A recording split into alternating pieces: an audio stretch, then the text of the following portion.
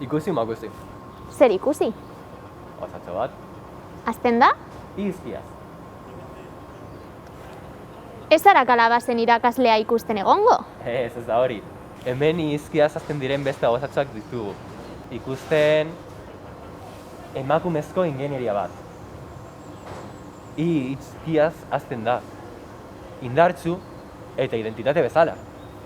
Kaixo, ni Janire Gordon naiz eta ingenieritzak ikasi nuen Deustuko Unibertsitatean.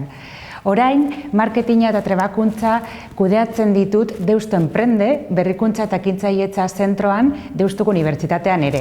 Eta egunero, STEM referentzia diren hainbat emakume ezagutzen ditut, ekimena eta ekintzailetza sustatzen dutena.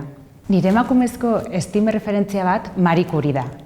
Gainera, bere pelikula, Erradioaktiboa, ikusi nuen duela gutxi eta pila bat gustatu zitzaidan. Batez ere, berak dioen esaldi bat beti buruan daukat, eta doktoregoaren hasieran ere ipini nuen. Iraunkortasuna behar dugu, eta nahi duguna lortzeko gaitasuna dugu. Horretarako lan egin behar dugu, baina azkenean lortuko dugu.